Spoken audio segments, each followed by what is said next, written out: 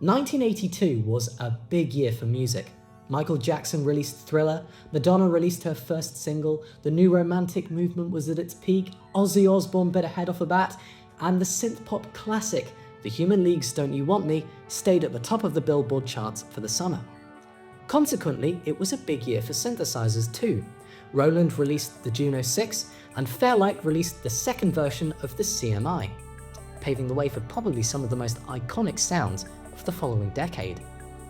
Two other synthesizers were released the same year. Two synthesizers, very similar in architecture, but marketed more towards bedroom producers and novice synthesists at a more affordable price.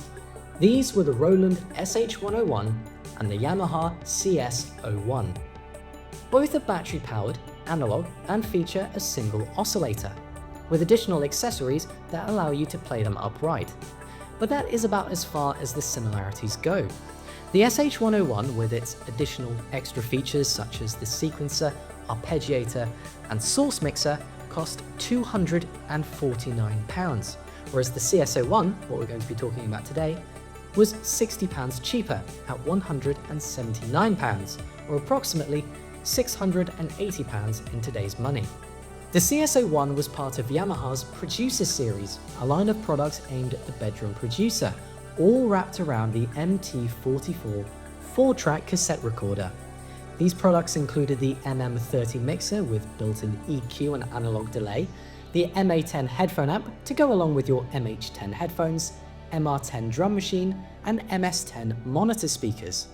Something it also doesn't share with the SH-101 is the built-in speaker, and Yamaha also sold a breath control accessory for an additional £19, which contemporary reviews lauded, with David Bristow in Electronics and Music Maker magazine saying, "I must admit, I'm so taken with the breath device on this, I've never used the CS-01 without it." To prevent a broken back when using the straps on either side of the unit to play standing up, the CS-01 was made as small and lightweight as possible, featuring mini keys and weighing just 1.5 kilograms, compared to the SH-101 weighing over double that. In many ways, the CS-01 reminds me of the electronic dream plant Wasp, released 4 years prior.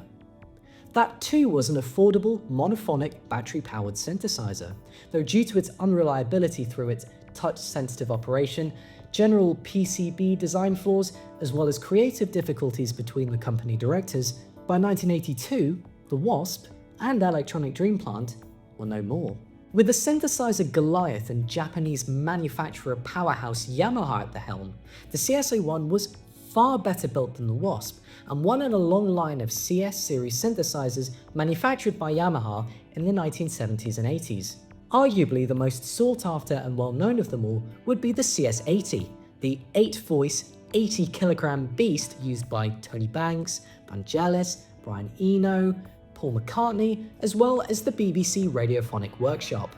At the other side of the spectrum though, the little CS that could had its own fans, with artists such as Underworld, Orchestral Maneuvers in the Dark, and Dust Brothers using a CS-1 at some point in their careers. Let's have a look around the unit. On the right-hand side of the CS-01 is a headphone jack, a 1/4-inch line output, as well as a 12-volt power supply port, which allows you to use the synthesizer without batteries. On that note, the CS-01 takes 6 AA batteries, and I must say, I'm very impressed by how long they last. According to the official manual, the battery life of the CS-01 will last about 6 hours using the speaker and 16 through an external amplifier. Now, I can't confirm that, but I have been using this unit for about a week very intensively, and I must say, I haven't had to do anything with them. On the left is the input for the breath control accessory, and that's it. And flipping the Yamaha upside down allows access to the battery compartment. That's it. No MIDI or CV or anything else. Let's have a closer look at the CS-01, see what sounds we can make, its pros and cons, and then we'll end with a demonstration track that exclusively uses the CS-01. Ta-da!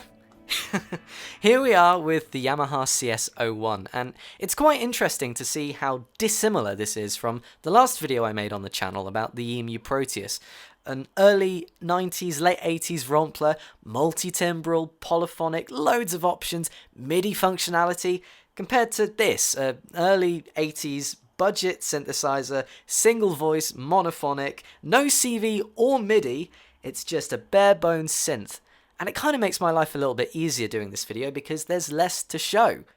But don't let that put you off this synthesizer because, yeah, okay, it might only have a single oscillator. Yeah, you've not got a source mixer like you would on SH-0101, but let me tell you, some of the noises that come out of this synth are damn impressive. So what better place to start than the VCO? And we may as well go left to right. So let's have a look at the glissando or the pitch bend setting.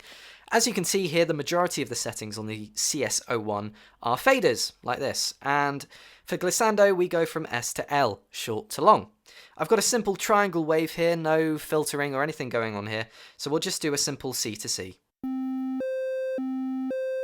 As you can see at the bottom of the fader, nothing much is going on at all, but if we slowly bump it up,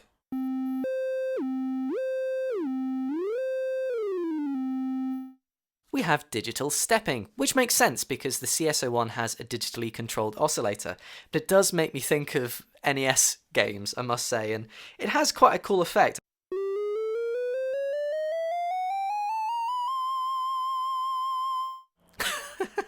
I love it, it's really cute. Cute is actually quite a good descriptor for this synth, I must say. Anyway, let's move on to pitch, and again, because this is digitally controlled, the pitch settings we have for this synthesizer are quite minimal. In fact, we kind of only really go 4 semitones. We've got a very fine tune here, so if I do a C here, we're in the center right now, so it's pretty much in tune. If we go down, kind of down to a B. If we go up, that's the wrong fader. If we go up, we're kind of C sharp D, so we've got between 3 and 4 semitones there from sort of that kind of region there. If we go to footage, this is a synthesizer, this is a very common way of splitting up octaves, so we go from 4 down to 32. Let me go to a slightly nicer waveform to listen to. And then we also have an option for white noise as well. That stays all the same no matter what key you press. We have quite a few waveform options for the CS-01.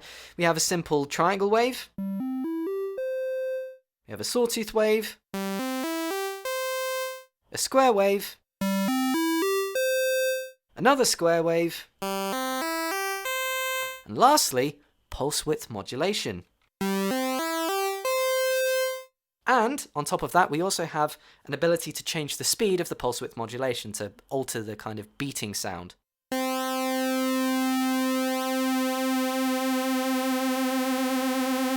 Which opens up quite a lot of interesting sounds for the CS-01 and goes a long way into making it sound a lot fatter than it actually is. Let's have a look at the VCF for the CS-01, and this is kind of where it's a bit lacking. Yes, it is a budget synthesizer and trade-offs are expected, but unfortunately, as you may have already noticed, we don't have a fader for the resonance. Instead, we have 2 preset options, high and low. So let's have a listen to low first. I'm simply going to go from low to high on the frequency cutoff. Let's make that slightly more tolerable to listen to rather than a whole load of Bs. Let's do that.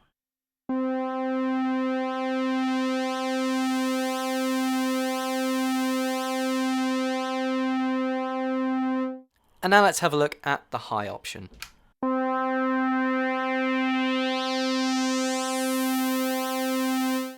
Now as it goes, that is quite a nice sounding filter. I just wish we had slightly more options to kind of dial it in a little bit more. Unfortunately, we can't self-oscillate, we can't get that sort of secret second oscillator trick, but you know what?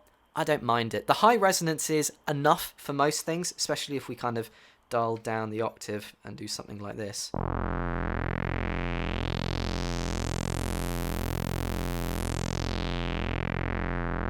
I've certainly heard worse, but it doesn't compare to something like the SH-01. 101, that's what I meant. Then we have the VCA, envelope generator depth, and I have to be honest, maybe I'm missing something here, but this kind of just seems like a volume control. Probably am missing something knowing me. Next up we have the envelope generator itself, and it's a fairly straightforward affair. It's a simple ADSR envelope, but it only affects the amplitude, nothing with the filter going on here. Let me just ramp everything up so you can hear the maximum attack and release times pretty much. Let's do a nice bass sound.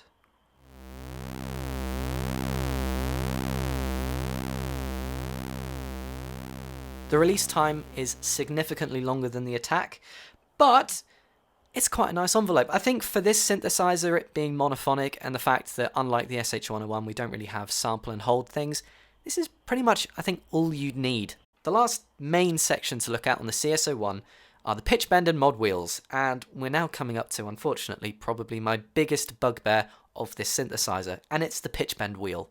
You see, it's not good in two ways. The first one is we have an absolutely ginormous range. It goes just over an octave.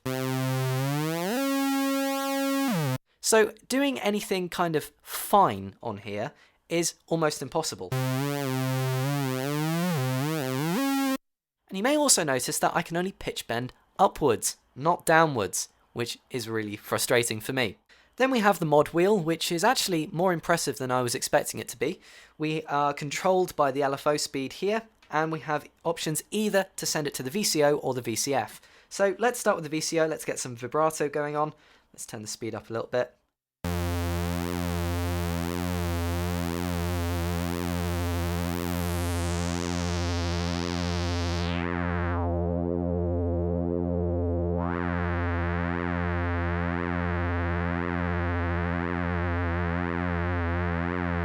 And as you can hear, the LFO is actually quite fast.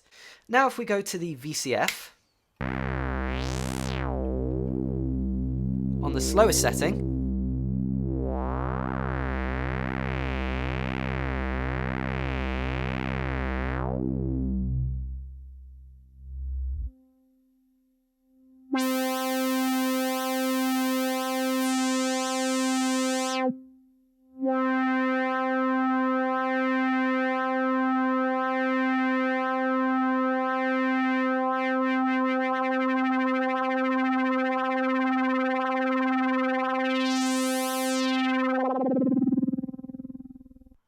there's a lot to like here, I think. And then lastly, we have these two knobs over here, which unfortunately I can't demonstrate. This is effectively your breath control modulation section. As you can see, we have knobs to either turn up the effect on the VCF or the VCA. Unfortunately, CS-01s are themselves a little bit difficult to come by, especially at a decent price. And the breath control, because it was an additional accessory that didn't come with it, are even rarer and even more sought after. Lastly, we have the power and the volume mode here, and of course we have the speaker. Let me just unplug the CS-01 out of my interface, just so you can have a rough idea of what the speaker sounds like. Let me point my microphone towards it quickly.